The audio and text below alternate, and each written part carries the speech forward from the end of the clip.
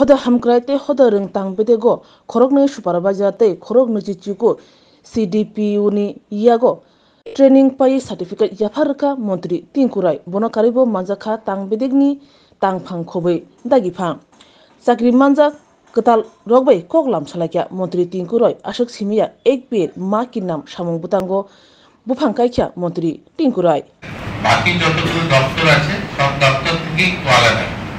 আর আপনারা যারা এখানে আছেন আপনাদের যে সবাই নিজের নিজে যে পরিচয় দিয়েছেন তাতে করে মনে হয়েছে যে জীবনের একটা লম্বা স্বপ্ন যেটা আপনারা দেখেছিলেন সেটাকে ভেঙে এখানে আসতে হয়েছে।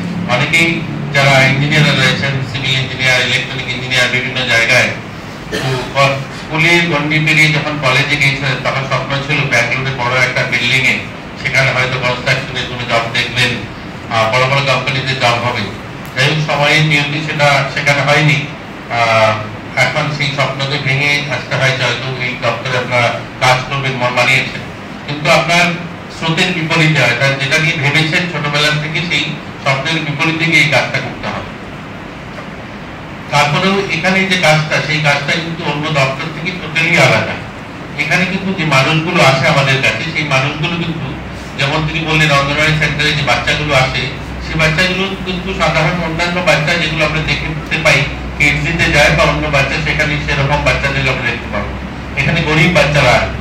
আজকে সামাজিক ভাতা 2000 টাকা যারা নেই তারা হয়তো সেই মানুষটা 2000 টাকাই তার পুরো মাসের খরচা ভাতা পরিবার চলা সেটাই সম্ভব।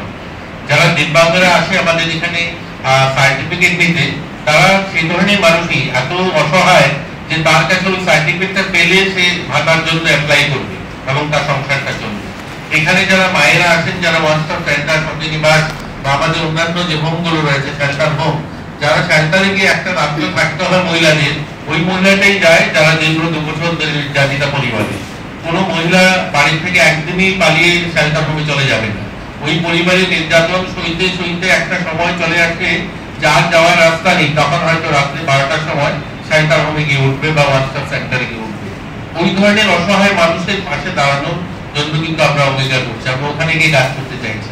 এখানে পয়সাটা আর নামটা হয়তো পদটা সে ধরনের নেই, কিন্তু সঠিক করতে মানুষের জন্য কাজ করা, মানুষের সেবা করার সঠিক জায়গা এটা। আজকে হোমে যারা বাচ্চারা থাকে, আমাদের অনেকগুলো হোমে কোনো বাচ্চা যে যার বাবা আছে মা আছে বাড়িতে আর্থিকভাবে সচ্ছল ভালো পরিস্থিতি, তারা তো হোমে দেবে না। হোমে কারা আছে যার হয়তো বাবা নেই, বাবা ছেড়ে দিয়ে চলে গেছে, মা নেই, হয়তো মা ছেড়ে দিয়ে চলে গেছে, হয়তো কোর্টে ডিভোর্স হয়েছে, মা বাবা কেউ বাচ্চাকে নিতে স্বীকার করছে না, এই ধরনের অসহায় বাচ্চাগুলোই সেখানে আসে। তো তাদেরকে কারা দেখবে? অর্থাৎ আমরাই কোনো না কোনো ভাবে আসছি, ডিপো যারা আছি বা সুপারভাইজার যারা আছি, আমরাই সেগুলো দায়িত্ব কোনো না কোনো আমাদের কাছে আসবে। তো সেই কাজগুলো কিন্তু আমাদের কি বলবো, আমরা অন্য দপ্তরের যে কাজ আজকে পিডব্লিউডি, ডিডব্লিউএস বা অন্য দপ্তরে এগ্রিকালচার দপ্তরে যে ধরনের কাজ হয়, নিশ্চয়ই এখানে এই ধরনের কাজ হবে না। এখানে হৃদয় দিয়ে কাজটা করতে হবে, মন থেকে কাজটা করতে হবে।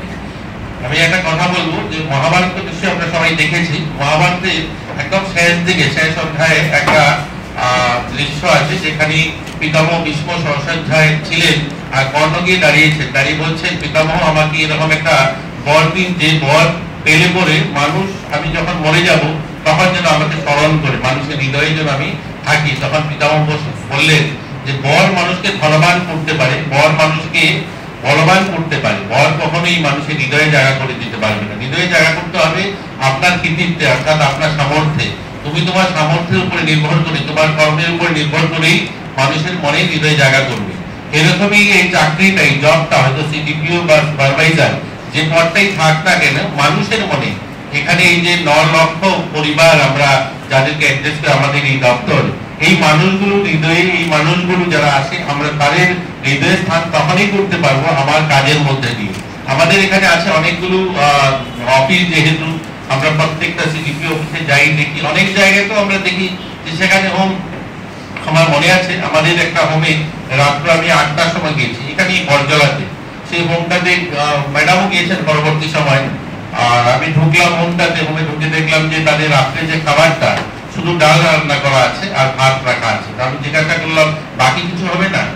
বললে না, বাকি কিছু তো রাত্রে রান্না করবেন ম্যাডাম। তো আমি বাইরে গিয়ে একজনকে জিজ্ঞাসা করলাম কটার সময় রান্না হয়, বললো না 5টার সময় যিনি ম্যাডাম রান্না করেন উনি রান্না করে চলে গেছে। তো সেটা সত্যি ছিল না। তারপরে ম্যাডামকে ফোন করলাম, ম্যাডাম গেলেন, রাত্রে রান্না হলো, খাওয়া দাওয়ার ব্যবস্থা করা হলো। এটা একটা উদাহরণ, মানে ওই জায়গাগুলোতে আমাদের কাজ করতে হবে, এই ধরনের একটা পরিস্থিতির মোকাবিলা আমাদের করতে হবে। কারণ আমরা এই সোসাইটি থেকেই আমরা বলি যদি যে অন্য গ্রহ থেকে এসেছি এরকম নয়, কিন্তু আমাদের মধ্যেই এই মানুষগুলো বিচরণ করছে। আজকের দিনে দাঁড়িয়ে যদি আমরা বলি এই যে বেটি বাঁচাও বেটি পড়াও, এই বেটি বাঁচাও বেটি পড়াও এগুলো কিন্তু স্লোগান, শুধু কাগজের স্লোগান, কিন্তু এগুলো কাগজের লেখা, কিন্তু অনেকগুলো আমাদের আইন তৈরি করা হয়, কেন্দ্র থেকে আইন করা হয়, এগুলোকে আমরা এখানে ইমপ্লিমেন্ট করার জন্য আলোচনা করি, এগুলো কিন্তু কাগজেই লেখা থাকে। আমরা সব বলি যে ওই সাদা কাগজে কালো অক্ষরে লেখা, কিন্তু যে লোকটা ওই লেখাটা পড়তে পারে না তার কাছে নিয়মটা কি, তার কাছে এই যে এতগুলো পক্সো আইনে তোমার জেল ফাঁসি হবে, সে বুঝবেটা কি করে? যে পড়তেই পারে না সে বুঝবে? সে বুঝবে না। ইমপ্লিমেন্ট যারা করবে তাদের উপরে নির্ভর করবে। আর বেটি বাঁচাও বেটি পড়াও আমাদের রাজ্যে কোনো অংশে কম নয়, কিন্তু সারা দেশের মধ্যে আমরা মানে একদম প্রথম দিকটাতে এসে দাঁড়িয়েছি। তো আমাদের শিক্ষার হার তো কম নয় আমাদের রাজ্যে, আমরা শিক্ষার হার তো সারা দেশের মধ্যে প্রথম স্থানে রয়েছে। তাহলে এখানে কেন কম? এর জন্য কম হচ্ছে না, আমরা এগুলো কাগজে শুধুমাত্র, সেগুলো সঠিক ইমপ্লিমেন্ট হচ্ছে না। তো আমরা যেখানে আছি, আমরা সবাই মিলে এই দপ্তরে যারা আছে, এরকম অসংখ্য অগণিত কাজ আমাদের যেগুলো আছে সেগুলো আমাদের করতে হবে। এই কাজগুলো সঠিক মানুষের, এখানে এই দপ্তরটাই সোশ্যাল ওয়েলফেয়ার, সামাজিক ন্যায় মানুষকে দেওয়ার জন্য। তো এখানে ওই ধরনের মানুষই আছে, অসহায় মানুষগুলোই আছে। তো তাদের একটু যদি আমরা হাসি ফোটাতে পারি, আর সামাজিক ভাতা হোক, মহিলাদের সুরক্ষার বিষয় হোক, ছাত্রদের বেটি বাঁচাও বেটি পড়াও, আমরা যদি আমাদের প্রয়াসে যদি আমরা দু চারটাও এই ধরনের বাচ্চাকে আটকাতে পারি তার বালিকা বিবাহে।